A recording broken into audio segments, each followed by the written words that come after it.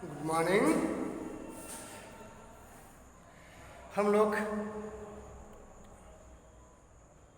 Contemporary India and education में प्राच्य और पाश्चात्य शिक्षा के बारे में अध्ययन कर रहे थे।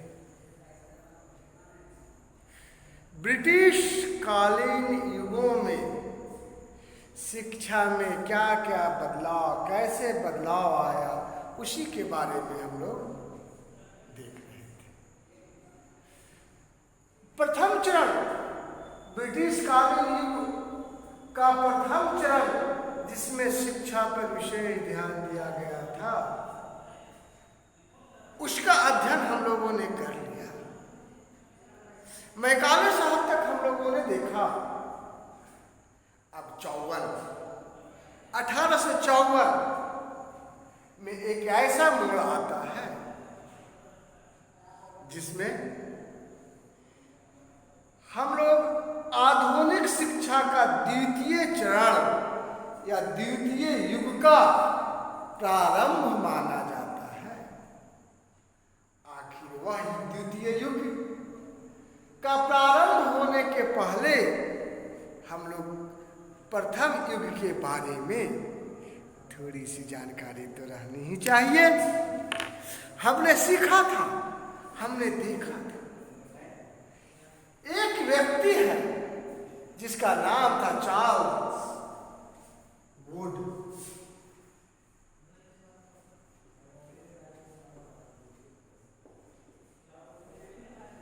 इन्होंने हमारे भारतीय शिक्षा व्यवस्था को एक अलग मुकाम पर ले गए। बहुत सी कुरीतियों को इन्होंने अंत किया। अपनी सोच से अपने लोगों के बारे में,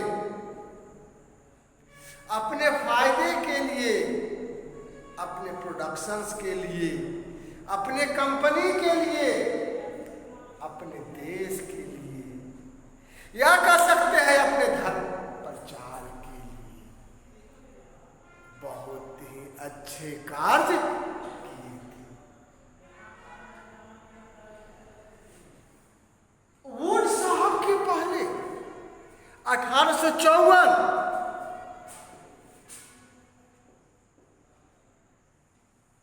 के पहले बहुत सी घटनाएं घटित हुई थी। चार्ल्स ग्रांट साहब ने, मैकाले साहब ने, लोक शिक्षा समिति का भी गठन किया गया था 1823 ईस्वी में। उसमें भी बहुत सी बातें थी कि भारत में जितनी भी संस्थाएं हैं, विद्यालय हैं, उनका निरीक्षण किया जाए, उसका समीक्षा किया जाए। साथ ही साथ बहुत से लोगों ने इस पर कार्य किए। बीच में विवाद भी उत्पन्न हुआ। प्राच्य और पाश्चात्य का समझना है मेरे भाई कि प्राच्य और पाश्चात्य का विवाद आखिर था किसके लिए? वह विवाद तो था सिर्फ और सिर्फ पाश्चात्य जगत के शिक्षा के लिए ही। आखिर पाश्चात्य जगत के शिक्षा किस आधार पे, किस माध्यम से दिया जाए, इसके लिए विवाद था, ना कि हमारे भारतीय परंपराओं को, संस्कृति और सभ्यता का ही पाठ पढ़ाया जाए, ऐसा नहीं। वो तो पाठ पढ़ाना निश्चित था पाश्चात्य शिक्षा को ही। पढ़ना और सीखना निश्चित था पाश्चात्य शिक्षा का, पाश्चात्य दर्शन का, पाश्चात्य भाषा का, यानी अंग्रेजी दर्शन, अंग्रेजी भाषा और अंग्रेजी शिक्षा का ही हमें अध्ययन करना था। लेकिन यह दर्शन, यह भाषा, यह लैंग्वेज किस तरह सीखा जाए, इस पे विवाद हो रहे हैं। इस विवाद में एक तरफ राजा राम मोहन राय, प्रिंसेस साहब, विल्सन साहब, एक तरफ राजा राम मोहन राय की तरफ मैकाले साहब, एलिफिंस्टन साहब और मुनरो साहब थे, जिन्होंने अंग्रेजी को ही माध्यम बनाने की वकालत की। प्रिंसेप और विल्सन साहब ने हिंदी, अरबी और फारसी का माध्यम बनाने का वकालत किया। अलग अलग लोगों को अलग अलग तरह से इन्होंने बातें बताई, लेकिन उनका लक्ष्य, उनका उद्देश्य एक ही था, और वह उद्देश्य और वह लक्ष्य था पाश्चात्य शिक्षा का प्रचार करना, प्रसार करना। मैकाले साहब ने भी आई, उन्होंने विलियम बेंटिक साहब जो लॉर्ड गवर्नर थे, गवर्नर जनरल थे, उनके सामने प्रस्तुत किया। 2 फरवरी 1835 ईस्वी को अपने पत्र को, अपने जो तैयार किया था, उनको जो उत्तरदायित्व सौंपा गया था, उन्होंने 2 फरवरी 1835 ईस्वी को विलियम बेंटिक साहब के यहाँ प्रस्तुत किया। बेंटिक साहब ने देखा, समझा, परखा और 7 मार्च 1835 को लागू कर दिया। बहुत सी घटनाएं हुई। अभी तक लोगों को प्रेरणा दिया जाता था, प्रेरित किया जाता था कि आप पढ़ो, सीखो और अच्छे वर्कर बन जाओ, लेकिन नारियों के बारे में अभी तक किसी ने नहीं सोचा था। मिस्टर बैथुन साहब ने 1849 ईस्वी को भारतीय बालिकाओं की पाठशाला की स्थापना की थी। मिस्टर बैथुन साहब ने भारतीय बालिकाओं के लिए पाठशाला स्थापित की थी 1849 में। कहाँ?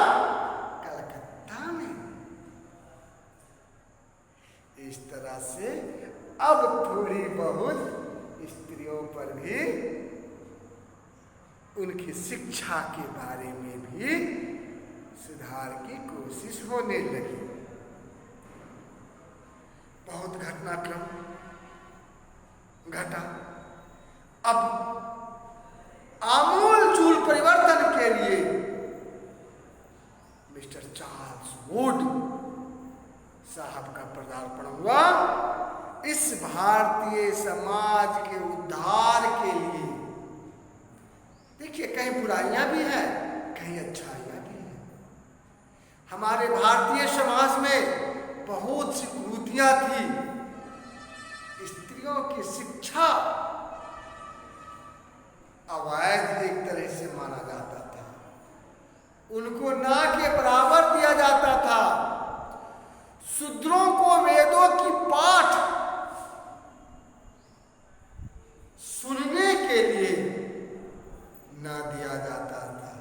अगर भूलवश उन्होंने पाठ वेदों की बातें को सुन लिया, अनर्थ हो जाता था।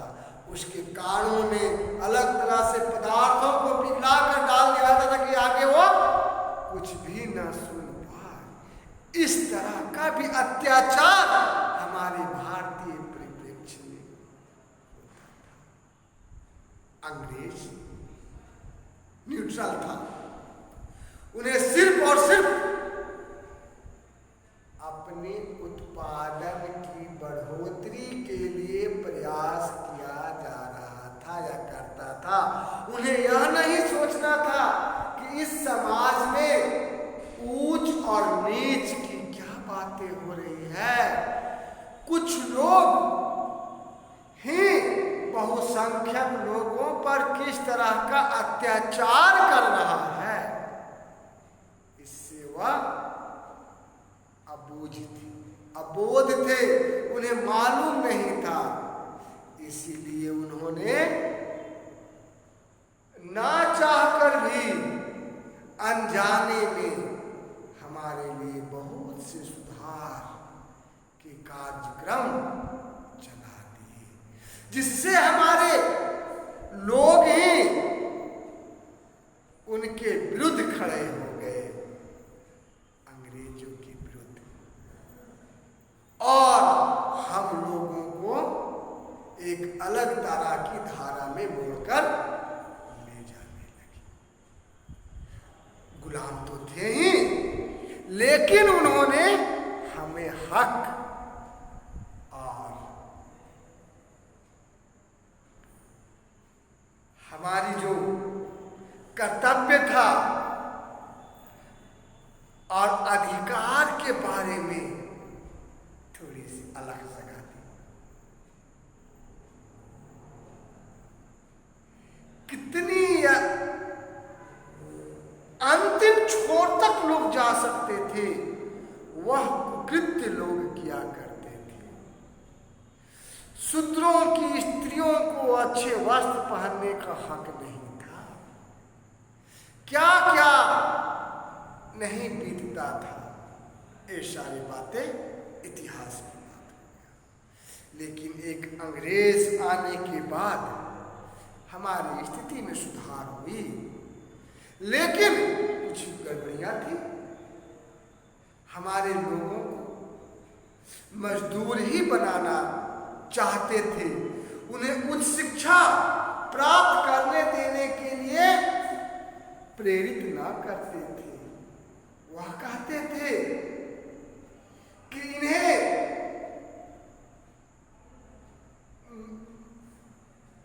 माध्यमिक विद्यालयों से आगे की पढ़ाई जारी न रखा जाए, खास करके ग्रामीण परिवेश के लोगों को 8वीं तक ही शिक्षा देने का प्रावधान करने के लिए लोग चाहते थे। एक ऐसी शिक्षा, एक ऐसी व्यवस्था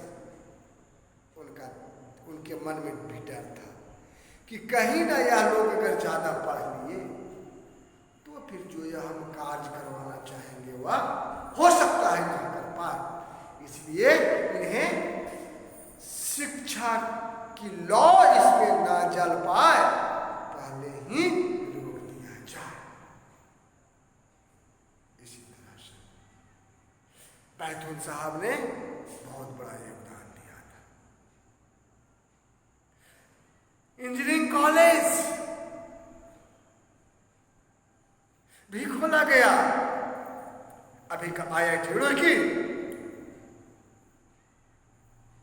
वहां सबसे पहले रुड़की में ही इंजीनियरिंग कॉलेज की स्थापना हुई, लेकिन उसके पहले भी कलकत्ता में पढ़ाई शुरू हो चुकी थी। लेकिन सबसे पहले अगर इंजीनियरिंग की विद्यालय महाविद्यालय खोलने की बात आएगी तो सबसे पहले रुड़की में ही खोला गया था। कौन? जेम्स थॉमसन के द्वारा सबसे पहले रुड़की में इंजीनियरिंग कॉलेज की स्थापना किया गया। एक तो रही बातें, सारी बात हुई थी। मेडिकल कॉलेज की स्थापना बहुत पहले हो चुका था कलकत्ता में। अब देखते हैं वुड साहब या चार्ल्स वुड साहब मैकाले के समय गवर्नर जनरल कौन थे? विलियम बेंटिक साहब।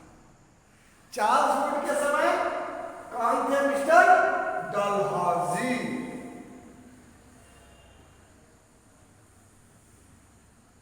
मिस्टर डलहौजी इस समय गवर्नर जनरल थे।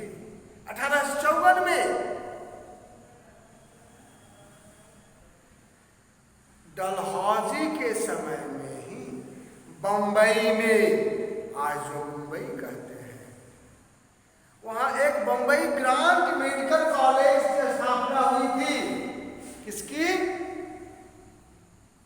ग्रांट मेडिकल कॉलेज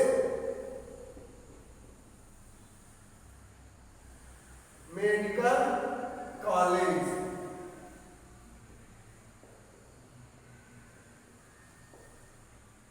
क्या? बम्बई, जो अभी मुंबई के नाम से जाना जाता है। कब? 1854 में इन्होंने एक घोषणा पत्र दिया था, जिसे भारत का मैग्ना कार्टा के नाम से भी जानते हैं। वुड का घोषणा पत्र, वुड का घोषणा पत्र, जिसे भारत का मैग्ना कार्टा, मैग्ना कार्टा के नाम से जानते हैं। मैग्ना कार्टा का मतलब अधिकार पत्र, महाअधिकार पत्र। भारत का महाअधिकार पत्र के नाम से जाना जाता है। किसको? वुड का घोषणा पत्र को, वुड का घोषणा पत्र को भारत के मैग्ना कार्टा के नाम से जाना जाता है। इस मैग्ना कार्टा में क्या बातें हुई थी? इसका उद्देश्य था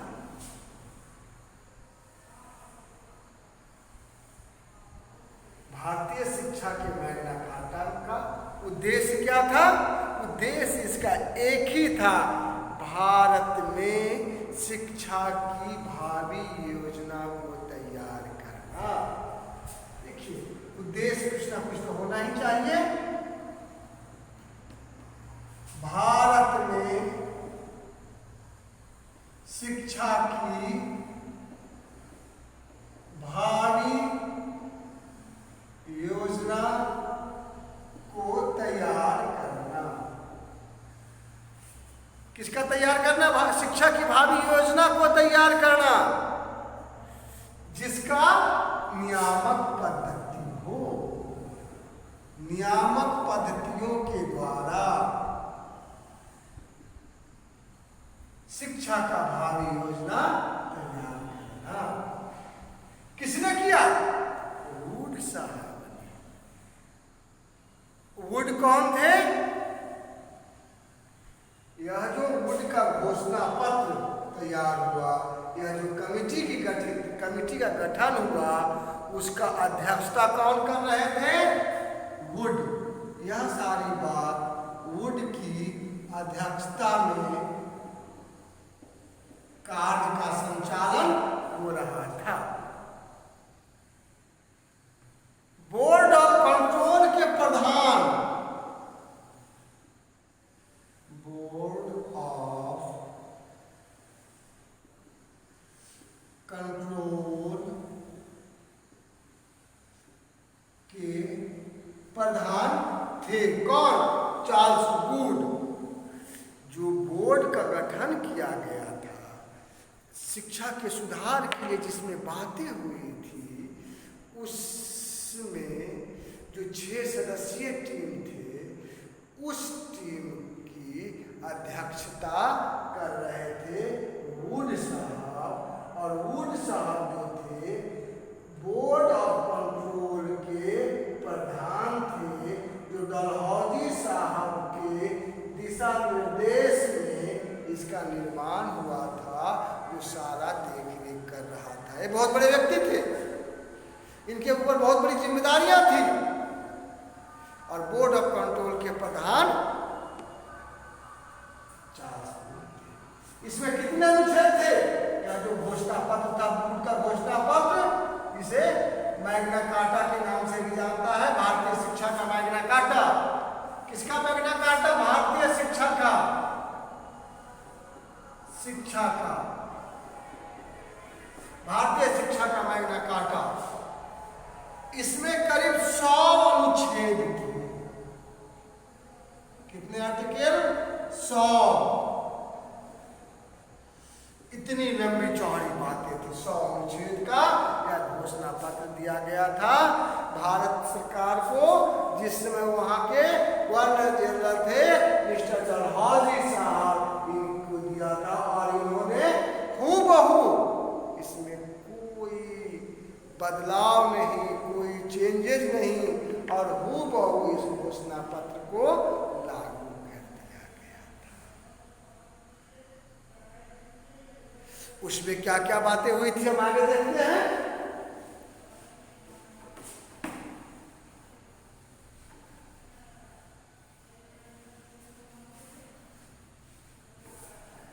इसमें क्या लिखा गया उसको भी हम लोग देख लेते हैं। 1854 का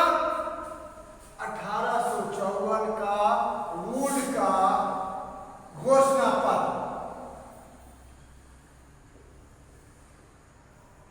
इसमें क्या बातें थी। पहला बात था सरकार का उद्देश्य, सरकार का उद्देश्य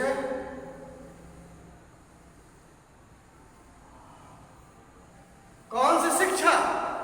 पाश्चात्य शिक्षा।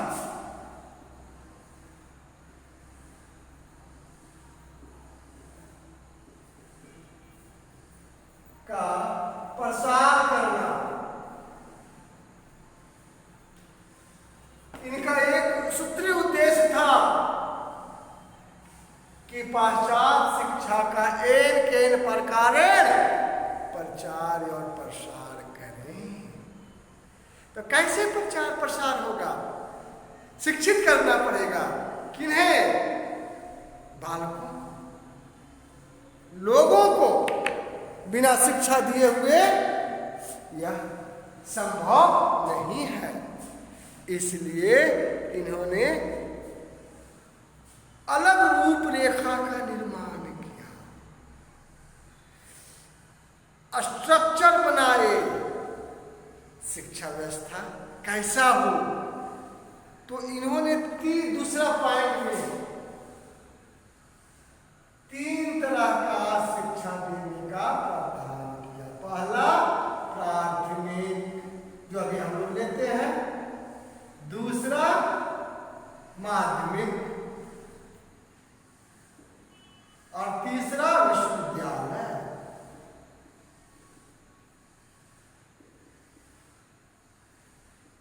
देखिए, चर्चा तो हो रही थी, विवाद भी हो रहा था किस तरह से शिक्षा दिया जाए, पाश्चात्य माध्यम से या प्राच्य माध्यम से। इन्होंने अच्छा तालमेल बिठाया। इन्होंने कहा कि प्राथमिक शिक्षा को मातृभाषा में ही या स्थानीय भाषा,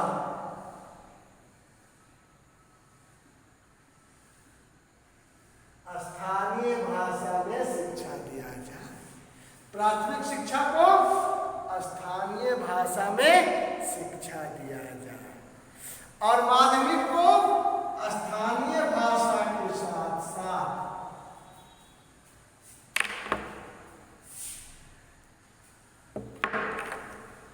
स्थानीय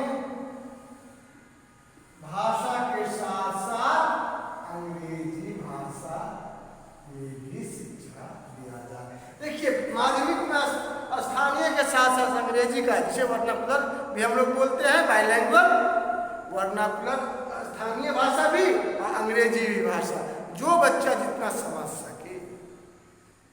लेकिन विश्वविद्यालय में सिर्फ और सिर्फ अंग्रेजी शिक्षा, अंग्रेजी भाषा, अंग्रेजी दर्शन, अंग्रेजी माध्यम से ही शिक्षा देने का कार्य किया जाए। अब देखिए तीसरा पॉइंट, जब हम विश्वविद्यालय शिक्षा में आ ही गए और यहाँ अंग्रेजी माध्यम से शिक्षा देने ही लगे, तो तीसरा में अब विश्वविद्यालय पर ही बात होनी चाहिए। अब क्या कहा? यहाँ भी विश्वविद्यालयों का गठन किया जाए। कहाँ? भारत में। तो कहाँ गठन किया जाए? तो यहाँ जो प्रेसिडेंसी स्टेट थे, प्रिंसली स्टेट, मुख्य रूप से 5 स्टेट थे प्रेसिडेंसी स्टेट। कौन कौन? कलकत्ता, बंबई, मद्रास, पंजाब और उत्तर प्रदेश प्रांत। तो उन्होंने कहा 3 प्रिंसली स्टेट में विश्वविद्यालय की स्थापना किया जाए। विश्वविद्यालय कैसा? तो लंदन विश्वविद्यालय के प्रारूप के आधार पर कैसा विश्वविद्यालय खोला जाए? जो लंदन में विश्वविद्यालय है, लंदन विश्वविद्यालय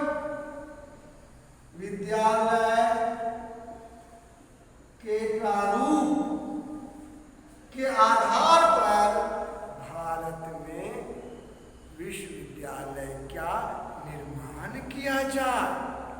तो क्या क्या 3 प्रिंसिपल स्टेट में बोला गया?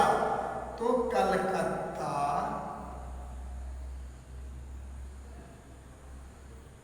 बंबई और मद्रास, ये 3 जगह विश्वविद्यालय का स्थापना के लिए कौन? वुड और उनके साथी। यह घोषणा पत्र में कहा गया कि इस 3 जगह में विश्वविद्यालय की स्थापना किया जाए, जो लंदन विश्वविद्यालय के प्रारूप के तहत यहाँ खोला जाए। चौथी बात कहा गया, जिसमें से इसमें एक बात और था कि इस विश्वविद्यालय में कुलपति हो, कुलपति, उप कुलपति, सीनेट और विधि के सदस्य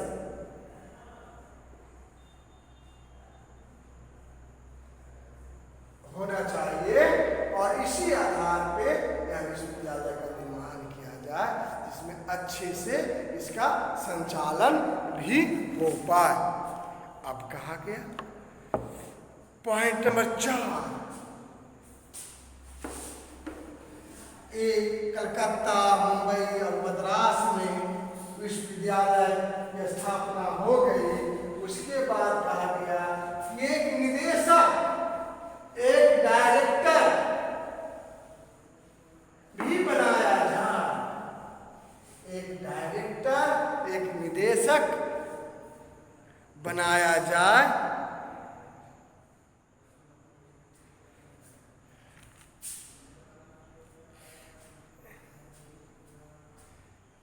चौथा में क्या कहा?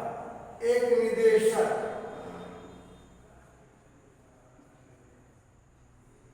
के अधीन लोक शिक्षा विभाग, लोक शिक्षा विभाग, लोक शिक्षा विभाग का गठन किया जाए। किसके अधीन?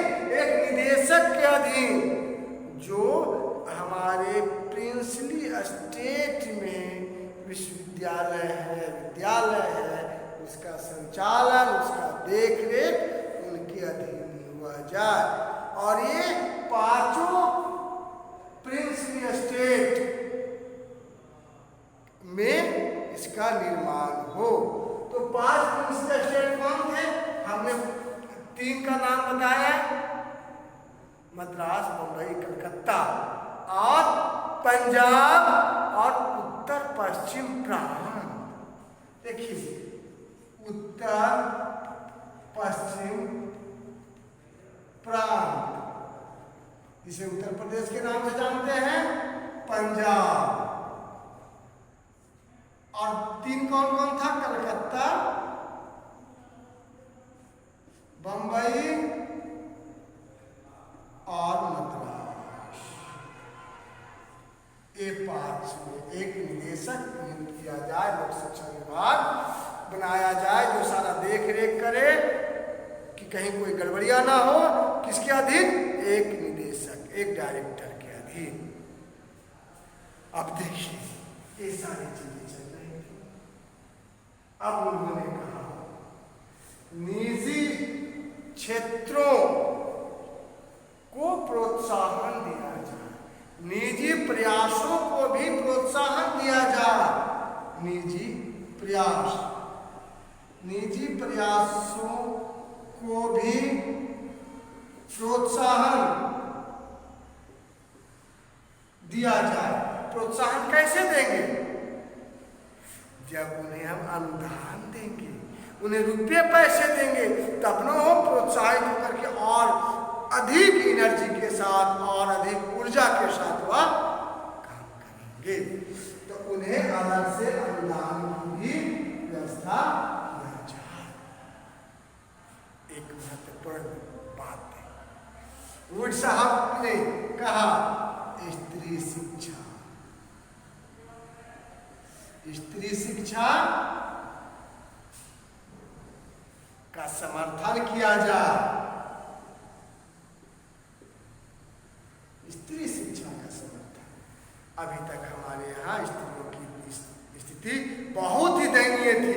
उन्होंने सोच समझकर बहुत व्यापक स्तर पर यह बातों को रखा और उनकी हिम्मत को दाद देना होगा, जिन्होंने यह समाज की कुरीतियों को हटाने में अहम योगदान लगता है उन्होंने किया।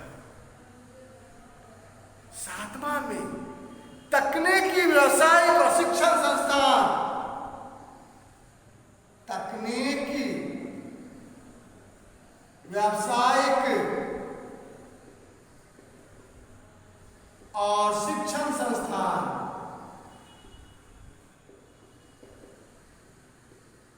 की स्थापना किया जाए। ये सारी बातों को उन्होंने अपने घोषणा पत्र में रखा। अब बातें आती है कि ये सारे कार्यक्रम को चलाने के लिए क्या ब्यूरोक्रेसी काफी है? क्या ये लोग ही इसको धरातल पर ले आएंगे? बिना शिक्षक के कोई भी कार्य लगता नहीं है कि पूरा हो जाए। इसलिए उन्होंने यह सारी बातों को धरातल पर उतारने के लिए अध्यापकों के प्रशिक्षण की बात उन्होंने कही। ये सारी बातों को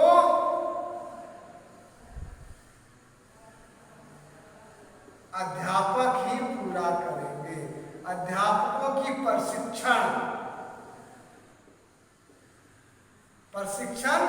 संस्थान खोला जाए, जिसमें शिक्षक टीचर सही से प्रशिक्षण लेकर के इस शिक्षा जगत को कह सकते हैं, शिक्षा के क्षेत्र में अपना अहम योगदान दें। इसी के साथ वुड साहब ने बहुत ही सुलझे तरीके से हमारे शिक्षा व्यवस्था में आमूलचूल परिवर्तन किए और उसके बाद एक और आयोग आया था 1882 में, हंटर आयोग, हंटर शिक्षा आयोग। यह इसमें क्या बातें कही थी? इसमें वुड डिस्पैच में जो बातें थी, जो बातें कहा गया था घोषणा पत्र में, उसी की समीक्षा करने के लिए, और कुछ नया कुछ नहीं किया गया था। वुड डिस्पैच के समीक्षा करने के लिए ही 1882-83 में हंटर शिक्षा आयोग की स्थापना किया गया था। ये हम लोग ब्रिटिश शिक्षा का अध्याय में हम लोग ये सारी बातों को पढ़े हैं। इसके बाद हम और उस पर विशेष चर्चाएं करेंगे। आज यहीं पर हम लोग समाप्त करते हैं।